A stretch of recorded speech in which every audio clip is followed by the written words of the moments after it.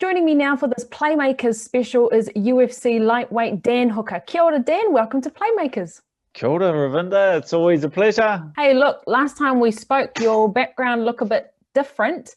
You were in the gym, getting ready to, carry on training preparations while in lockdown. Obviously, that's changed. So give us a little rundown on how training has progressed since we spoke nearly maybe 3 weeks ago. Yeah, I am at home, as you can see. I've been here since the bubble got popped at City Kickboxing, which was a bit of a head scratcher to us.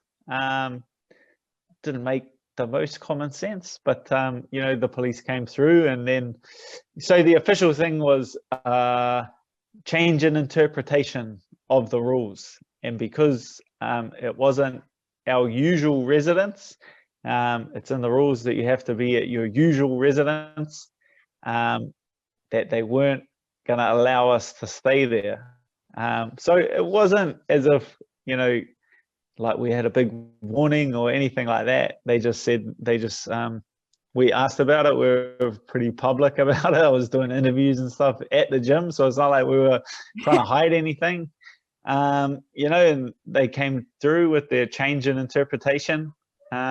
And so Eugene obliged by it, and he sent us all home. And you've just been doing what I can, training at home.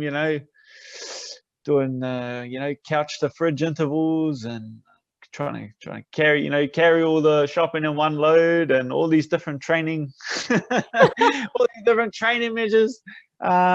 But nah, you do what you can. CKB, we've come to learn, has quite the process leading into a fight. There's, set things you do at certain times in terms of preparation. So how do you alter that? How do you make it work? I mean, with other sports, some sports just need a ball and, putting a ball in a hoop, but MMA is very different, where you do need other people. You're telling me, Ravinder. You're telling me. No, I'm excited. I've been able to stay fit. A lot of the heavy lifting was done. I was lucky enough that I was started camp like a bit early. I tried to get on Israel's card in June, and so I've kind of been just training hard since then, and pushed through a lot of heavy rounds from then up until leaving City Kickboxing. I feel like I got a lot of work in. I've just been able to, stay fit, stay sharp, have meetings with the coaches online, and just getting a lot of track work and a lot of running in. So it's just been about staying fit, staying in shape, and staying sharp, which I feel like I have. And then getting over to Las Vegas next week, hit a few pads, do a bit of wrestling, and I'm very confident in my skills that I'll be good to go. Has there been any talk at perhaps in the future, seeing as Auckland is, always the one that's hit the most in terms of levels, and we stay in this level for longer amounts of time? Has there been talk that perhaps CKB may need to shift out of Auckland when things like this happen in the future? Yeah, I don't know. Like I can't speak for, I'm sure Eugene's been thinking nonstop about solutions for kind of our situation. But yeah, that's not even like the major one at the moment for guys like stuck overseas, like Jenna, and then Kai going over in December. It's more the MIQ situation, and the MIQ is shut altogether now. So it went from like the window being very small and a couple of people getting spots and getting in, to now the window like being completely shut, and it just making overseas travel, the ability to come and go from New Zealand pretty much impossible. So coming forward, I'm focused on this fight. I have a spot to get home, but it'll be for continuing to fight after this, it'll be virtually impossible to come and go from New Zealand. So it looks like something's going to be needed to be done about that, because it doesn't really look like they have any kind of sound solutions for the MIQ thing. You see it with the whole Warriors team being stuck overseas for 2 years. You see it with like a lot of different sports teams being kind of left out in the cold. So it's even businessmen being left out in the cold. There's a lot of people that want to get home and see their families, and you know, being in competition with them to get to fighting for these very few spaces is like a difficult place to be in.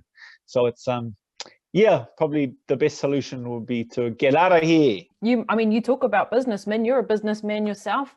You have a gym, you know, when you look at CKB, that's owned by people as well. So you totally, yeah, there are bigger problems that do surround it, which would make for a headache. But I've never really gotten the feel off of you that it's too much of a problem that you can't handle in terms of your, you know, mental toughness and just concentrating on this, and we'll tackle that after kind of thing. So I remember when you were overseas, I think, you know, for a little while after your last fight, but you were like, you know, you just get through it and you get here. So, you know, for you in particular, what keeps you so, you know, mentally strong, considering all the change that's happening around you?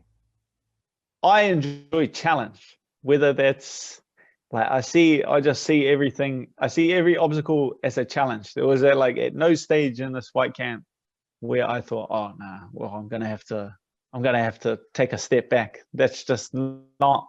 I'll figure a way out, and it's you can see that when I fight. Like I'll constantly try to figure a way out. I'll try to go around, try to go under, and then if none of those work, I'll try and ram my head straight through the brick wall.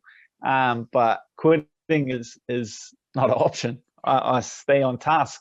Yeah, like there's a lot of people in a lot of tough situations. I feel like it's a lot of things, and I feel like, you know, one of the reasons why I have stayed at this camp and persisted in it and wanted to get out there and showcase my skills and fight is it is a distraction for a lot of people. So I'm not going to come on here and like sit here and say, oh, woe is me, this complaint, that's complaint. Because we all got complaints. We all want to go back to normal life. We all want to go back to work and get back to doing things. So I don't want to sit here and complain. This for most of the people in New Zealand or most of the people that support me is a distraction from all of that rubbish that's going on. They can turn on the TV and see Dan Hall going over in Las Vegas, fighting, competing, and pushing himself through all of this. So if that motivates a couple of people to keep pushing on in their business, keep pushing on and working on themselves or keep training while they're in lockdown, then I feel like I've achieved what I set out to, was to show that, you know, just because there's all these obstacles in the way doesn't mean things are difficult, doesn't mean they're impossible. And we wouldn't expect it any other way with you, Mr. Hooker, that's for sure. Fight-wise, coming up against Nasrat, obviously you've, over the last 3 weeks since I last spoke to you, you've been putting things in place, game plan in place. On paper, the fight is a 3-rounder as opposed to a 5-rounder that you've had in the past. So it's a little bit more compact, you know, probably a little bit more sense of urgency in that manner, but you have the height advantage, you have the reach advantage. What are you expecting from Nasrat out the gate? I'm not asking you for your game plan, obviously, but, you know, what are you expecting him to come out the gate with? He's a big puncher. Like predominantly, he's a striker or boxer. I'm expecting him to come out and try to take my head off, and that's something I'm not going to let him do. And and it's pick him apart and kind of break him down. Yeah, I'm confident in my skills in this fight. I feel like it's not even the opponent in general. I feel like just the improvements I've made in the last year inside of the gym, this is the fight where I can get out there and really showcase them. You know, I've been shown like glimmers of that championship potential throughout my career. Like you've seen glimmers of it. It's time to start making it consistent. It's time to start putting everything together and turning those from glimmers into something that's there every single time. So that's what I'm going to look out there to do. I'm looking to go out there in this fight and just prove I'm the best fighter in the world. There's something that you said in another interview that I saw, and you spoke about how you've seen it all now. You know, you're celebrating 7 years in the UFC this month, I believe. You know, so you have seen it all with all sorts of decisions, wins, losses. You know, do you feel that's a real advantage, seeing as Nasrat's coming in quite, you know, not ranked, and you are the more experienced fighter, mature-wise?